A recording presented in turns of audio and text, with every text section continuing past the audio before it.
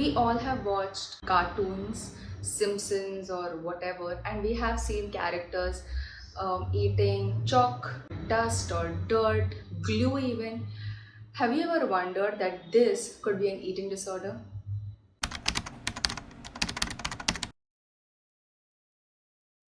What's up you guys, this is Aditi, welcome back to our channel. Today we'll learn about Pica. So Pica is actually an eating disorder and it is classified under feeding and eating disorders in DSM-5. And Pica in short is compulsive eating of substances that is not food. So it could be clay, chalk, dust, dirt, etc. Let's go a little back and then see what an eating disorder is. So eating disorder is characterized by a persistent disturbance of eating or eating related behavior that results in the altered consumption or absorption of food and that significantly impairs physical health or psychosocial functioning. So because in Pica disorder we are actually consuming, or whoever is diagnosed with Pica is actually consuming non-food substances, and it is related to eating behavior, and it is significantly impairing a person's physical health and psychological functioning. Hence it is going to be classified under feeding and eating disorder. But Pica is such a weird word, right? It is not like anorexia nervosa or depression or any kind of normal words that we have heard in English language. It's weird. So let's just understand a little bit of history of Pica. So Pica is actually pronounced as Pica and not Pica Pica. Okay, and it comes from a bird species called as magpie Eurasia magpie. So the formal Latin name for Eurasia magpie was Pica pica, and this bird had a tendency to steal unusual inedible objects.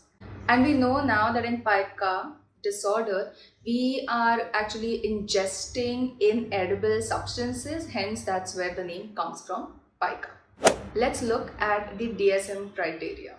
So A is persistent eating of non-nutritive, non-food substances over a period of at least 1 month.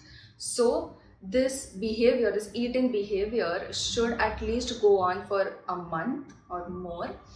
And I will explain what non-nutritive, non-food substances and what it actually means. But let's just understand some types of substances that gets eaten or is consumed by people who are diagnosed or would be diagnosed by Pica.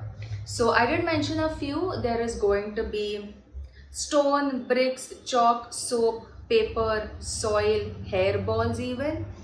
And that's the reason why it could be kind of confused with trichotillomania, where people who tend to have anxiety and they tend to actually pull their hair out, and sometimes they even chew and eat their hair.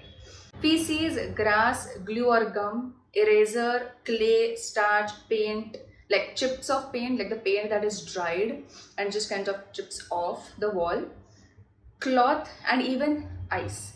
Obviously this list is non-exhaustive. So what I meant by starch is you have this corn flour or something that you add and it becomes like a paste. So that paste is not exactly edible, right? It, when you cook it, like jab bhajia talte hai or something, that's when you can eat that starch. It's not before that. Now let's understand why DSM has mentioned non-nutritional and non-food. Like obviously it's non-food, and why do they need to mean like non-nutritional? So there are going to be some substances that are not food and they're not nutritional also, like clay, chalk and all the other substances that I just mentioned. But there are going to be some substances that are considered food but they do not have nutritional value, or at least have less or low nutritional value. So low calorie food stuffs, and even junk food that we tend to eat. Like junk food does have high calories but it does not have a lot of nutritional value. It does not have the vitamins and minerals that we need. So to exclude junk food and also to exclude the low calorie food, DSM has mentioned non-nutritional and non-food substances. The second DSM criteria, B, the eating of non-nutritive, non-food substances is inappropriate to the developmental level of the individual. What this means is that if you look at babies, they tend to put everything in their mouth, whatever they can get their hands on. One reason is that that's how they learn about the environment, about the world around them. And also, like when they are growing, they kind of grow their teeth, right? So it kind of gets a little uncomfortable. So they just want to like chew on something really hard. So this happens at a developmental level. They are at that developmental level where they would put stuff in their mouth and chew on them or whatever. So the question is that would you diagnose these babies with pica? And the answer is no, because it's not right to do that. They are engaging in that behavior due to because it is developmentally appropriate, right? So we can't diagnose these babies with pica. So what should be the age when we can start diagnosing individuals? And that is minimum 2 years. DSM already mentions it. It is not in the DSM criteria, but they have given it in the diagnostic features that individuals need to be at least 2 years of age to be diagnosed with pica. DSM criteria 3, that is C. The eating behavior is not part of a culturally supported or socially normative practice. So what this means is that agar aapke culture mein you eat chalk or dirt or clay or whatever chips of paint, it is going to not be diagnosed, or you and your family will not be diagnosed with pica, because it is a cultural practice. It's a norm in your community or culture, whatever. So in African countries, for instance, it's their culture to actually consume or like eat dirt, like basically earth, soil, because they believe that it is spiritual and it has medical properties and it has some social value. So we will actually see, like there are so many research that I read to make this video, that you will actually see African like individuals from Africa, especially pregnant women, who are diagnosed with pica more than any other individuals or any other individuals from other cultures.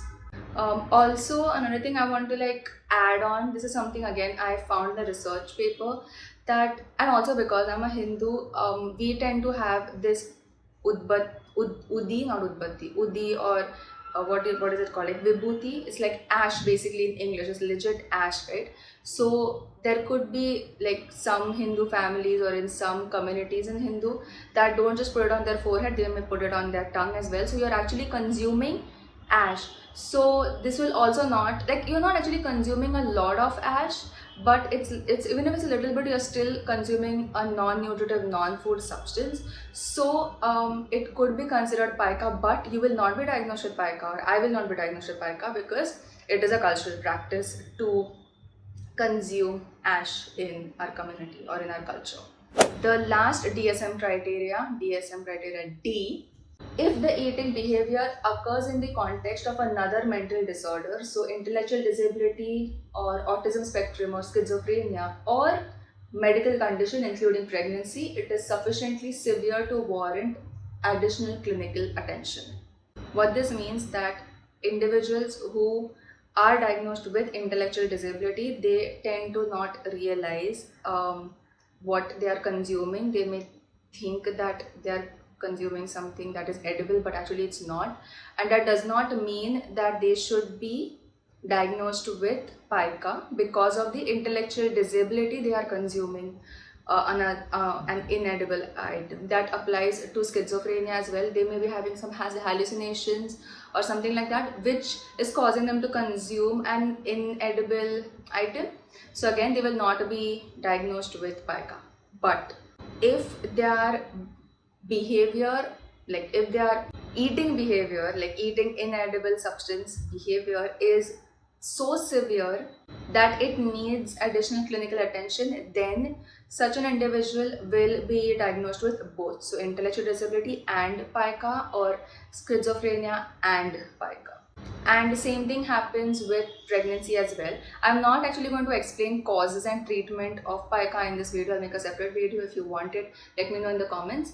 But people, like women who are pregnant, tend to feel that they have some deficiencies, and that's the reason why they may crave chalk or glue or something like that. So if they are pregnant and if their pica like eating behavior is a lot that it requires clinical attention, only then they will be diagnosed with pica. There is just one specifier: if the individual is in remission or not. So by remission it means that they don't have pica anymore. So how can you know that?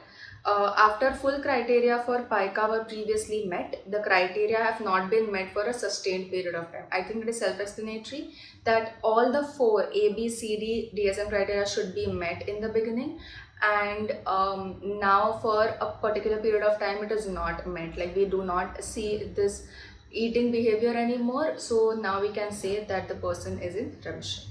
I do want to add that by the time individuals reach adolescence level, the pica kind of often remits on its own. You don't need to treat it as such, except for people who have intellectual disability or autism spectrum disorder.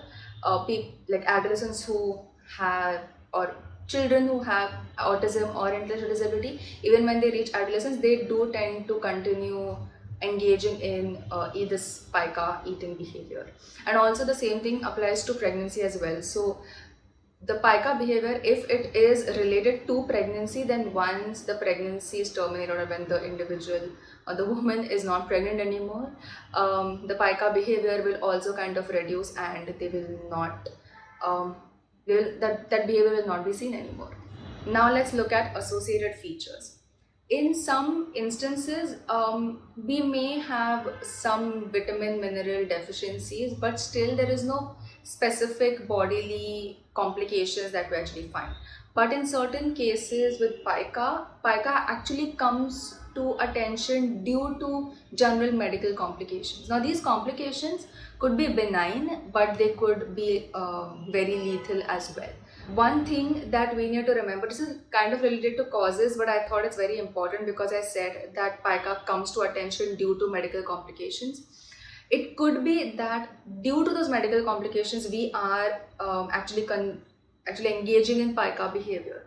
For example, if you have a zinc deficiency, which is what makes you crave clay, you will consume clay, right? So the deficiency of zinc is actually making you engage in pica behavior.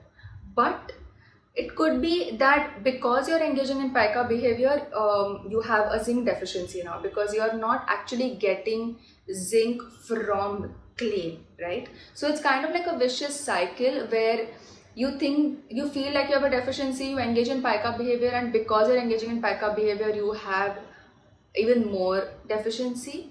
So that needs to be addressed as well. And that is it for today's video. I hope you learned about pica. Pica is such a new disorder in a way because it doesn't have a lot of research on it. So we don't know a lot about the treatment methods or about causes, like why it actually happens.